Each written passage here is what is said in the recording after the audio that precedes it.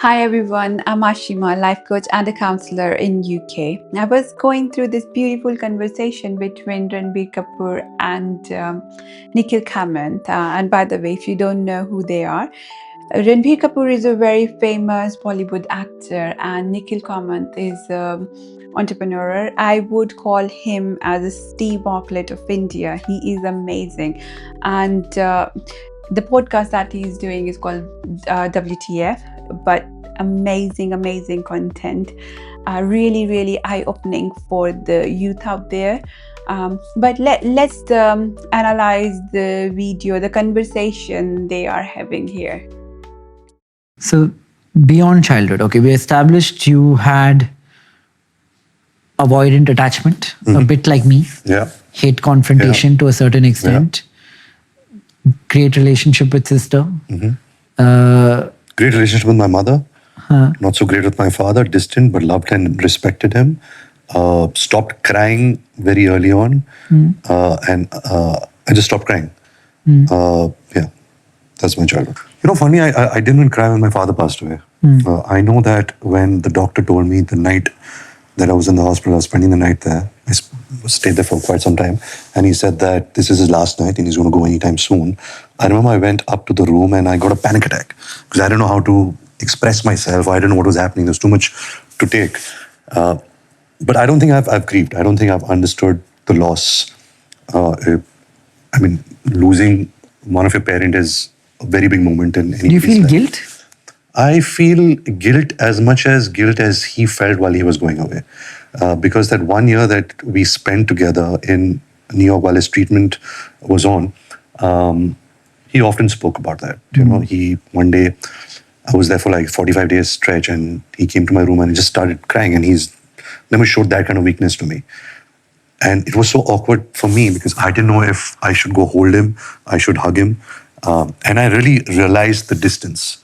And I feel guilty that I didn't have the grace to let go of the distance or the glass between us and go and hug him or give him some love.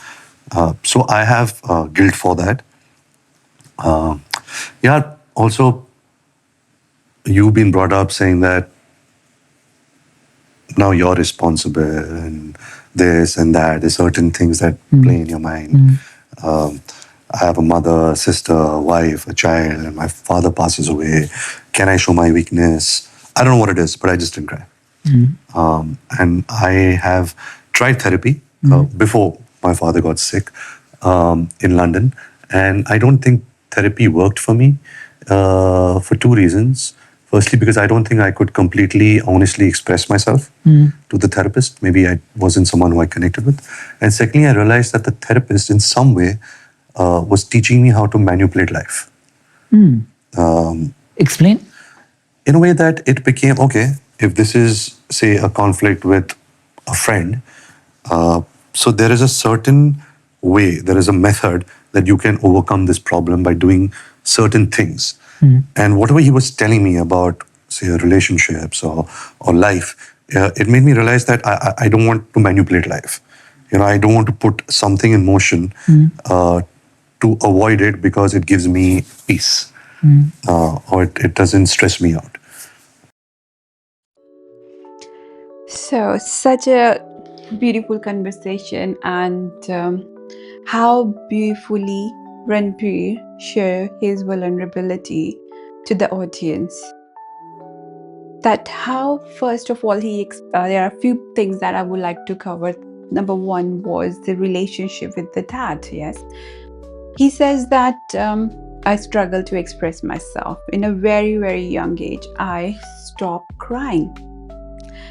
So you see that when a person tells you, I stopped crying in an early age and I struggle to express myself, that means they learn to suppress themselves in a very early age because they tried. Yes, of course, as a kid, we try to cry, we try to show tantrums, because when you are surrounded by things like parental argument, they are arguing, there is a tension in the house, the children sense it, and they try to control with the actions of cries or shouting or something. And when it nothing work, all they learned not to do that, because if they cry, then they're not good. So that's what it is, that when he's saying that, I don't know how to express myself, because he learned to suppress in a really early age. And that's where, and when he said in one of his conversation that when he was in New York with his dad, and one day dad showed his vulnerability to him, he didn't know how to react. Should I go hold him, or should I hug him? How to behave, because that was the time he realized there is a lot of gap in the relationship has created throughout the year, and he don't know what to do. He didn't know at that time how to behave. Is means that he could not let go the anger and resentment at that time, and that's why there was a gap.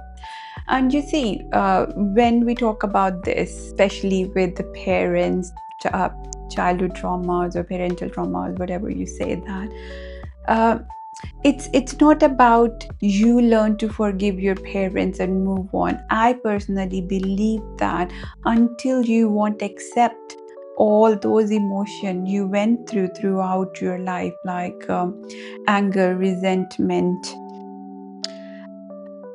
anger, resentment is the main one. Sadness, anger, resentment, sadness. Until you won't accept that, yes, I've gone through all this pain, but I accept myself, because, and the moment you will start accepting all this pain, anger, and resentment, then for you to forgive yourself and then eventually forgive your parents become easy. So you see, you grow up and you see that, yes, I love my dad, I have a respect for them, but I never had an eye to eye with him, because that fear or insecurities, don't know, are always eyes down. That's like you're not able to express yourself. So you have a love and respect, but you're not able to connect with them. And that's where, when you go to the therapy, it's more likely you wanted to learn to accept those emotions. But I see a lot of my clients, it's like they talk about the childhood, they will talk about the parents not able to learn, and now they're resenting even going to family home on Christmas, like feeling the palpitation in their heart, because those memories are creeping in on those specific moments, because part of them haven't accept that pain. So the moment you accept that pain, yes, I was a child, yes, I was going through, and they were going through their own issues that they couldn't resolve. I was witnessing them. That caused me insecurities, that caused me this avoidance attachment, and it still comes in a relationship. So if you want to come out of this, you learn to accept your emotions. You will see, the moment we learn to accept them, then expressing it become easy and more open. And I think in one of the conversation he was also talking about he tried therapy, amazing, but at the same time it doesn't work for him, because he could it was maybe the therapy, he couldn't gel with the therapist, because that is a very, very key thing. If you want the therapy to work for you, it always try to understand whether you feel listened in the therapy, whether you feel the connection is there. It's like a relationship. The therapist is going to walk in your with you in your own mental space and try to show you certain doors that you couldn't see it. But at the same time, if you feel that there is a cultural gap, therapist is not able to understand your point of view, that means that is not a right fit. So you always look for a right fit. Try to have a few sessions with somebody, whether this is going along or not, then you continue. But some people tried 1 or 2 or 3 times and they give up. I hear this to many of my clients as well, that they try a few therapists before, it didn't work, and it might be the reason they feel that pressure. I have to go and talk. I have to go and talk too much. What will come? And sometime The week is good, I don't have nothing to talk, then why to feel that, bring that overwhelming feeling? So yeah, in short, I would suggest if anyone looking for a therapy, try to understand whether this is a right fit for you. If there is a right fit, that's it. Then you go ahead. And if you are struggling with the childhood issue, the childhood trauma, especially with parents, try to understand whether I accepted those emotions that I went through, and even noticing things like he's saying, I stopped crying in a very early age. That means um, I'm not able to express. So if these are the signs that he is openly telling all of us that if you're finding this thing, it's nothing wrong with it. It's not like you cannot, or this is how I am. It's trying to understand, why can't I express?